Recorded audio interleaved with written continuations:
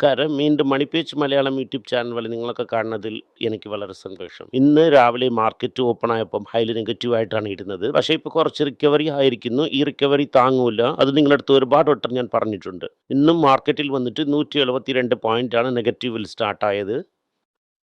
കാരണം മിനിഞ്ഞാന്ന് American market ഭയങ്കര അടിയാണ്.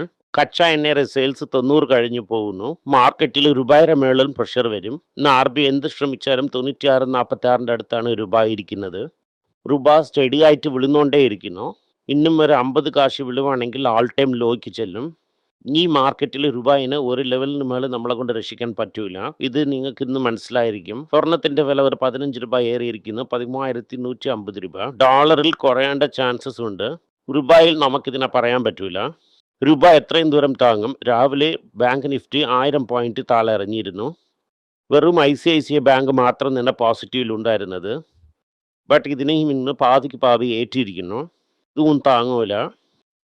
മറ്റേ എല്ലാ ഇൻഡെക്സസും ഒരുമാതിരി പോസിറ്റീവിലാണ് ഇരിക്കുന്നത്. ഫാർമ, മെറ്റൽ വളരെ പോസിറ്റീവായിരുന്നു. ഓട്ടോ 1% കുറവായിരുന്നു. 1% തന്നെ IT down. FMCG 0.02% down. Overall നോക്കിയെങ്കിൽ നമ്മുടെ സ്റ്റോക്ക് നന്നായിട്ട് പെർഫോം ചെയ്തിരിക്കുന്നു. Zydus wellness 2.25% up, Natco 1.8% up, 2.75% up, Zydus life sciences 1.2, Amar Raja 1.1, Axis bank -5, tech Mahindra 1, HDFC bank 5 down, Kotak Mahindra -3, Yes bank -2.5. ഞാൻ നിങ്ങളുടെ അടുത്ത് പറഞ്ഞതുപോലെ മെനിങ്ങാന്ന് 200 പോയിന്റ് കയറ്റിയപ്പോൾ ബാങ്ക് ഒക്കെ എന്തോ മാജിക് ചെയ്യാൻ പോകുന്നു. റിസൾട്ട് നന്നാ വരാൻ പോകുന്നു. ഇത് കാരണം മാർക്കറ്റിനെ കയറ്റുവാണെങ്കിൽ ICICI തവിர മറ്റെല്ലാ ബാങ്കിനും ആൾക്കാരെ വളരെ നല്ലയില്ല റിസൾട്ട്. ഇത് കാരണം മാർക്കറ്റ് റിയാലിറ്റിക്ക് വന്നിരിക്കുന്നു. നിങ്ങളെ മ്യൂച്വൽ ഫണ്ടിൽ കാശില്ലെങ്കിൽ ബലൂണിൽ കാറ്റിറങ്ങിയിരിക്കും. പക്ഷേ ഈ മ്യൂച്വൽ ഫണ്ട് കാശിനെ വെച്ച് മാർക്കറ്റിനെ ഓട്ടിക്കൊണ്ടാണ് ഇരിക്കുന്നത് ഇപ്പോൾ. നിങ്ങൾ തന്നെ തീരുമാനിക്കണം. ടോപ്പ് വാല്യൂ ഫേംസ് വന്നിട്ട് 1.5 ലക്ഷം കോടി മാർക്കറ്റിൽ ആഡ് ചെയ്തിരിക്കുന്നു എന്ന്. TCSൽ 75,000 കോടി ഏറിയിരിക്കുന്നു. TCSന്റെ വാല്യൂ ഏറിയിരിക്കുന്നു എന്ന് പറയുന്നു. ഞാൻ വലുതായിട്ട് വിശ്വസിച്ചില്ല. TCS 4,000 പോവുകയാണെങ്കിൽ നമുക്ക് നോക്കാം. 100-200 രൂപ ഒക്കെ ഏറുന്നത് അത്ര വലിയ കാര്യമൊന്നും ആക്കണ്ട. ഈ TCS പ്രശ്നമില്ല, ബോട്ടം കണ്ടുപിടിച്ചാന്ന് വയ്ക്കാം. ഇപ്പോൾ ഇരിക്കുന്ന സ്ഥിതിക്ക് TCS, ഇൻഫോസിസ്, HCL, വിപ്രോ ഇതിനൊക്കെ ഒരുമാതിരി ഒരു ബോട്ടം ഫിക്സ് ആയിരിക്കുന്നു. തിരികെ ഏതെങ്കിലും ഒരു ന്യൂസ് വരുവാണെങ്കിൽ ആ സ്റ്റോക്കിനെ തിരികെ അടിക്കും. ബട്ട് ഇപ്പോൾ ഒരു ഡീപ്പ് ബോട്ടം വന്നിരിക്കുന്നു. ആക്റ്റായിട്ട് ബോട്ടം ഫെച്ച് ചെയ്തിരിക്കുന്നു നമ്മൾ. നാറ്റ്കോ ഫാർമയും ഒളിമ്പിക് ഫാർമയും ചേർത്ത് SFDAക്ക് അപ്രൂവൽ കൊടുത്തിരിക്കുന്നു. ഇത് വന്നിട്ട് ഒരു ക്യാൻസർ ഡ്രഗിന് വേണ്ടിയിട്ടാണ്. എന്നിട്ട് ഒളിമ്പിക് ഫാർമസ്യൂട്ടിക്കലിൽ നാറ്റ്കോ ഫാർമ ഒക്കെ എടുക്കാൻ പോകുന്നു. നാറ്റ്കോയും ഒളിമ്പിക്കും പാർട്ണർ ചെയ്യാൻ പോകുന്നു. നാറ്റ്കോയും ഒളിമ്പിക്കും ചേർന്ന് വിൽക്കുന്ന പ്രോഡക്റ്റിൻ്റെ പേര് ഓലാപാരിക്. ഈ മരുന്നിനെ അവർ കണ്ടുപിടിച്ചിരിക്കുന്നു. അത് $1.4 ബില്യൺ മാർക്കറ്റിനെ ടാർഗറ്റ് ചെയ്യും. നാറ്റ്കോ ഇതുപോലെ പുതിയതായിട്ട് കണ്ടുപിടിച്ചുകൊണ്ട് കാശുണ്ടാക്കുമെന്ന് ഞാൻ അറിയിച്ചായിരുന്നു. നമ്മൾ അതിനെ വളരെ ചീപ്പായിരിക്കുമ്പോൾ കൺസിഡർ ചെയ്തു. ലാസ്റ്റ് ടൈം വന്നിട്ട് റിസൾട്ട് വളരെ മോശമായി വന്നപ്പോൾ കൂടെ അത്രയും അടി അതിന് കൊണ്ടിട്ടില്ലായിരുന്നു. ഇത് കാരണം നാറ്റ്കോ നമുക്കൊരു നല്ല കമ്പനിയാണ്. US-നും ഇറാനിനും വാർ വന്നിട്ട് ഇൻറ്റൻസിഫൈ ആയിരിക്കുന്നു. ആൾറെഡി 3 അമേരിക്കൻ സോൾജറിന് ബലി കൊടുത്തിരിക്കുന്നു അമേരിക്ക. ഇത് ജോർഡനിലായിരിക്കുന്നു. കാരണം ഓയിൽ സപ്ലൈൻ്റെ വില ഏറുന്നു. 90 കളിഞ്ഞാണ് പോകുന്നത്. യുദ്ധം ഒരു സൈഡിൽ കൊണ്ട് തീരുമോ എന്ന് ചോദിക്കുവാണെങ്കിൽ തീരൂല. പോലെ ഇൻഫോസിസിൻ്റെ റവന്യൂ ഗ്രോത്ത് വന്നിട്ട് അക്യൂസിയേഷൻ കാരണം സ്ട്രോങ് ആയിരിക്കും എന്ന് പറയുന്നു. പ്രോഫിറ്റ് വന്ന് 3-7% ഏറുമെന്ന് അവർ എതിർനോക്കുന്നു. ഇതിൻ്റെ മേളിൽ താഴെ ഇറങ്ങാൻ വേണ്ടി ചാൻസസ് വളരെ കുറവെന്നാണ് പറയുന്നത്. എന്നെ പൊറുത്ത മട്ടിൽ റിസൾട്ട് വന്നതിൻ്റെ ശേഷം തന്നെ അറിയാം. ഇവരായിട്ട് ഒരു സ്വപ്നം കണ്ടുകൊണ്ട് അതിനെ ഇൻഫോസിസ് ചെയ്തില്ല എന്ന് പറയുവാണെങ്കിൽ ആ ഒരു സ്വപ്നം കാണും. ആ സ്വപ്നത്തിന് ഇൻഫോസിസ് ചെയ്തില്ല എന്ന് പറഞ്ഞ് അടിക്കും. എന്നെ പൊറുത്ത മട്ടിൽ കടനില്ലാത്ത കമ്പനിയാണ് വളരെ നല്ലത്. ആ കമ്പനിക്ക് ജീവിതകാലം ഉണ്ടാകും. ഹാസും ഒരുപാട് ഇരിക്കുന്നു കമ്പനിയിൽ ശമ്പളം കൊടുക്കാൻ. കോൺട്രാക്റ്റിന് വരും. ഏലിരുങ്ങ് വന്നാൽ നമുക്കെന്ത്, ഇങ്ങനെ വന്നാൽ നമുക്കെന്ത്. ഓട്ടോ ടെക്നോളജീസ് എന്ത് പറയുന്നു എന്നാൽ അത് ഇന്നൊരു കമ്പനി. രത്തൻ ടാറ്റ ഉയിരോടെ ഇരിക്കുമ്പോൾ അവസാനം നിഷ്ഠായ കമ്പനിയാണ്. ടാറ്റ ടെക്നോളജീസ് എന്ത് പറയുന്നു എന്നാൽ $1 ബില്യൺ റവന്യൂ വരും 2028-ൽ. കാരണം ഞങ്ങൾ പല കമ്പനികളൊപ്പം ടൈപ്പ് ചെയ്തിരിക്കുന്നു. മെയിനായിട്ട് ഓട്ടോമൊബൈലാണ് റെഡി ചെയ്യുന്നു. മെയിനായിട്ട് BMW വലിയ പ്രോജക്റ്റ് അവർ ചെയ്തിരിക്കുന്നു. അതായത് 2028-ൽ $1 ബില്യൺ എന്ന് പറയുമ്പോൾ 10,000 കോടിക്ക് ഇരിക്കും. 10,000 കോടിക്ക് ടേൺ ഓവർ റീച്ച് ചെയ്യുമെന്നാണ് അവർ പറയുന്നത്. 80% ഓഫ് ഈ കമ്പനിയുടെ റിക്വയർമെൻറ്റ്സ് ഓട്ടോമോട്ടീവിൽ നിന്നാണ് വരുന്നത്. ആ 80%ൽ മെജോറിറ്റി വന്ന് ഓട്ടോമോട്ടീവ് കമേഴ്ഷ്യൽ ആൻഡ് പാസഞ്ചർ വെഹിക്കിളിൽ നിന്നാണ് വരുന്നത്.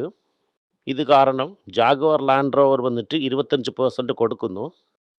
ഈ ടോട്ടൽ വോള്യൂമിൽ ഇവാക്കോയിനെ വാങ്ങുവാണെങ്കിൽ ഇവാക്കോ എത്ര കൊടുക്കുമെന്ന് എനിക്കറിയില്ല.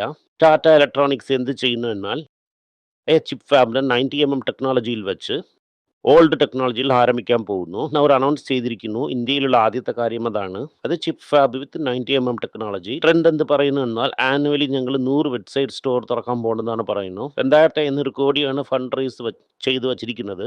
ഇ കോമേഴ്സ് വരെ എന്നെല്ലാം ചെയ്യാൻ പോകുന്നു. ഇത് കാരണം വെബ്സൈറ്റിനെ ഞങ്ങളൊരു വലിയ ബ്രാൻഡ് ആക്കാൻ പോകുന്നു എന്നാണ് പറയുന്നത്. ജുവലറി റീറ്റെയിലേഴ്സ് ഒക്കെ എന്ത് പറയുന്നു എന്നാൽ ഓൾഡ് ഗോൾഡ് കളക്ഷൻ നമ്മൾ എടുത്തുകൊണ്ട് വരണം, അതിനെ മാർക്കറ്റിൽ റൊട്ടേഷനിൽ വിടണം. ഇപ്പോൾ ഇമ്പോർട്ട് ഗോൾഡ് ഇല്ലാത്ത കാരണം ഓൾഡ് ഗോൾഡിന് നല്ല റേറ്റ് തരും എന്ന് അവർ എതിർനോക്കുന്നു. ബാങ്ക് 34% പ്രോഫിറ്റ് കൊടുക്കുന്നു. ലോൺ ഗ്രോത്ത് സ്ട്രോങ് ആയിരിക്കുന്നു. ഹയർ നെറ്റ് ഇൻട്രസ്റ്റ് മാർജിൻ ഇരിക്കുന്നു. അപ്പുറത്തെ മട്ടിലിന് ഒരു 100 ക്വാർട്ടർ വെയിറ്റ് ചെയ്താൽ തന്നെ ഇങ്ങനെ പിച്ചാകുമെന്ന് അറിയാൻ പറ്റും. ഫെഡറൽ ബാങ്കിൻ്റെ ഫസ്റ്റ് ക്വാർട്ടർ റിസൾട്ട് വളരെ നന്നായിരുന്നു. ക്വാളിറ്റി ഇംപ്രൂവ് ആയി 36% പ്രോഫിറ്റ്, 37% ഗ്രോ ആയിരിക്കുന്നു. 24% ഇലക്ട്രിക് ടെസ്റ്റ് മാർക്കറ്റിൽ ഗ്രോ ആയിരിക്കുന്നു. പ്രോഫിറ്റ് 1177 കോടിയായി. ക്വാർട്ടറിനും ഈ ക്വാർട്ടറിനും 37% പ്രോഫിറ്റ് വന്നിരിക്കുന്നു. HDFC ബാങ്കിൻ്റെ റിസൾട്ട് വളരെ മോശമായിരിക്കുന്നു. ക്വാർട്ടർ 1 നെറ്റ് പ്രോഫിറ്റ് 5% ഗ്രോ ആയിരിക്കുന്നു. വേറെ പ്രശ്നമിരിക്കുന്ന കാരണം മാർജിൻ സെറ്റിംഗ് ഓഫ് സെറ്റിംഗ് ആയിരിക്കുന്നു.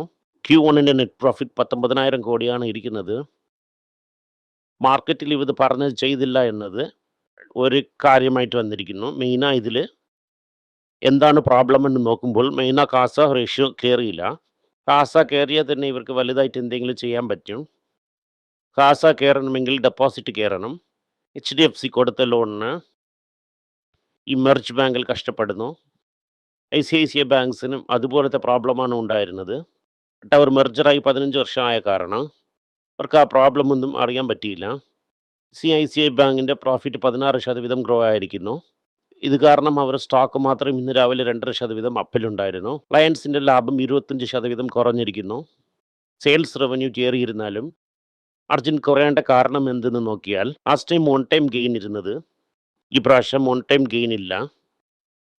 റിലയൻസിൻ്റെ ജിയോ പ്ലാറ്റ്ഫോം 9% തന്നെ പ്രോഫിറ്റ് ഗ്രോ ആയിരിക്കുന്നു എന്ന് പറയുന്നു. കോട്ടക് മഹീന്ദ്രയുടെ പ്രോഫിറ്റ് 24% കയറിയിരുന്നാലും മെയിനായിട്ട് പ്രൊവിഷണൽ ഗ്രോത്ത് ലോസിൽ തന്നെ ഇത് വന്നിരിക്കുന്നതേ അല്ലാതെ വലുതായിട്ട് റവന്യൂ ഗ്രോത്ത് ഇല്ല. അതുപോലെ തന്നെ ആക്സിസ് ബാങ്കിലും പ്രൊവിഷണലിംഗ് ആൻഡ് പഴയ റൈറ്റ് ബാക്ക് കാരണം അത് കയറിയിരിക്കുന്നേ അല്ലാതെ ബിസിനസ് കാരണം അത് കയറിയില്ല. മാക്സ് ലൈഫ് ഇൻഷുറൻസ് കമ്പനിയും കോട്ടക് മഹീന്ദ്രയും അടിയാണ്. നിങ്ങൾ ഒറിജിനലായി നോക്കിയെങ്കിൽ HDNRE ഡെപ്പോസിറ്റ് സ്കീമിൽ ആരും കാശ് ഇടുന്നതായിട്ടൊന്നുമില്ല. നോക്കുന്ന കമ്പനിയിൽ ആക്സിസ് ബാങ്ക് വന്ന് മാക്സ് ലൈഫ് ഇൻഷുറൻസ് കമ്പനിയുടെ സ്റ്റോക്ക് 30% കയറ്റുന്നതായിട്ടായിരിക്കുന്നു. ഇത് കാരണം ഇതിൽ സ്റ്റോക്കിൻ്റെ വാല്യൂ കയറും. ഒരാളെ നിങ്ങൾ നോക്കിയെങ്കിൽ ഈ ലൈഫ് ഇൻഷുറൻസ് കമ്പനീനെ ബാങ്ക്സ് അത് ക്യാപ്ചർ ചെയ്യുന്നു. FCNRB ഡെപ്പോസിറ്റ്സിൽ ബാങ്ക് വളരെ സ്ലോവായി തന്നെ ചെയ്യുന്നു. വന്നിട്ട് സെപ്റ്റംബറിനകത്ത് ടാർഗറ്റ് റീച്ച് ആകാമെന്ന് വിചാരിക്കുന്നു. ആരും കാശ് കൊടുത്തും അങ്ങനത്തെ കളിക്കരുത് എന്ന് പറയുന്നത് ഗവൺമെൻറ്റിന് സമ്മതിക്കും. JSWMG എന്ത് പറയുന്നു എന്നാൽ EB ആണ് ലോകത്തിനെ രക്ഷിക്കും, പെട്ടെന്ന് ഞങ്ങൾ അഫോർഡബിൾ EB ഇറക്കുമെന്ന് പറയുന്നു. പറഞ്ഞതുപോലെ റിലയൻസിന് നെറ്റ് പ്രോഫിറ്റ് കുറഞ്ഞിരുന്നാലും ഓവറോളാണ് വന്നിട്ട് റവന്യൂ ഏറിയിരിക്കുന്നു.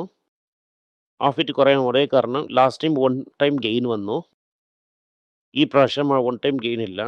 എയർ ഇന്ത്യ എക്സ്പ്രസ് എന്ത് പറയുന്നു എന്നാൽ അടുത്ത 18 മാസത്തിൽ 60 വണ്ടി ഞങ്ങൾക്ക് വരും. നിങ്ങളുടെ സർവീസ് ഇനി തൊട്ട് ഇമ്പ്രൂവ് ആകുമെന്ന് പറഞ്ഞു. നന്ദി, നമസ്കാരം. എന്തെങ്കിലും നിങ്ങൾക്ക് സംശയമുണ്ട്, എന്നെ കോൺടാക്ട് ചെയ്യണമെന്ന് നിങ്ങൾ വിചാരിക്കുവാണെങ്കിൽ താഴെ കൊടുത്തിരിക്കുന്ന മെയിൽ ഐഡിക്ക് നിങ്ങൾ മെയിൽ അയക്കാം. ഞങ്ങളുടെ ടീം നിങ്ങളൊപ്പം കോൺടാക്ട് ചെയ്യും. Thank you. എല്ലാവർക്കും നമസ്കാരം. കൊച്ചുങ്ങളുടെ financial literacy book money for nothing എന്ന ഒരു 2ാമത് പാർട്ട് ചെക്ക് എങ്ങനെയാണ് ഫില്ല് ചെയ്യണം, ഈ ഡെപ്പോസിറ്റ് ബില്ലൊക്കെ എങ്ങനെയാണ് ഫില്ല് ചെയ്യണം, ആശയം എങ്ങനെയാണ് എവോൾവ് ആയി വന്നു, ബാർട്ടറിലിരുന്ന് ഡിമോണിറ്ററൈസേഷൻ വരെയുള്ള കാര്യങ്ങളൊക്കെ കവർ ചെയ്തിട്ടുണ്ട് ഇതിൽ. ഇത് 10 മുതൽ 12 വയസ്സ് വരെയുള്ള കൊച്ചുങ്ങൾക്ക് ഇത് വളരെ യൂസ്ഫുൾ ആയിട്ടിരിക്കും. ഈ ബുക്കിന് ഇപ്പോൾ ഒരു സ്പെഷ്യൽ പ്രൈസിൽ 450 രൂപയ്ക്കാളെ കൊടുക്കുന്നു. നിങ്ങൾ ഇതിന് യൂസ് ചെയ്യാം. honeypage.com വെബ്സൈറ്റിനെ സബ്സ്ക്രൈബ് ചെയ്യാം. ഒരാഴ്ചയ്ക്ക് 4 പ്രീമിയം ആർട്ടിക്കിളും ഈ ആർട്ടിക്കിൾസ് ഒരു 10-ലിരുന്ന് 15 ഇടുന്നു. ഇത് സബ്സ്ക്രിപ്ഷൻ മൂലം നിങ്ങളിതിനെ ഉപയോഗിക്കാം. ഒരു മാസത്തിന് വെറും ₹99 മാത്രമാണ്. അപ്പോൾ ഞാൻ പറയുന്ന കോൺസെപ്റ്റ്സിനൊക്കെ വളരെ എക്സ്പ്ലെയിൻ ചെയ്ത് നിങ്ങൾക്ക് മനസ്സിലാവുന്ന രീതിക്കാണ് ഇതിൽ ഇടുന്നത്. ഇത് നിങ്ങൾ വായിക്കുവാണെങ്കിൽ നിങ്ങൾക്ക് ഒരുപാട് പ്രയോജനമുണ്ടാകും. നന്ദി, നമസ്കാരം. അപ്പോൾ ചിന്മയ്ക്ക് വേണ്ടി ഒരു പുസ്തകം ലോഞ്ച് ചെയ്തിട്ടുണ്ടായിരുന്നു. അത് വളരെ സക്സസ്ഫുൾ ആയിട്ടും പോയി. ആർക്കെങ്കിലും ആ പുസ്തകം ആവശ്യമുണ്ടെങ്കിൽ ഈ ടീമിനെ എനിക്ക് കോൺടാക്ട് ചെയ്യാം. താഴെ ഇരിക്കുന്ന നമ്പർ എന്നെ വിളിച്ചാൽ മതി. അല്ലെങ്കിൽ വെബ്സൈറ്റിൽ കോൺടാക്ട് ചെയ്യാം. ഇതുമൂലം ആ പുസ്തകം എനിക്ക് വാങ്ങാം. മറ്റ് പുസ്തകങ്ങളും അവൈലബിൾ ആണ്. അതുപോലെ തന്നെ വാട്സാപ്പ് മൂലം നിങ്ങൾക്ക് വാങ്ങാം. അല്ലെങ്കിൽ വെബ്സൈറ്റ് ഉപയോഗിച്ചും നിങ്ങൾക്ക് വാങ്ങാം.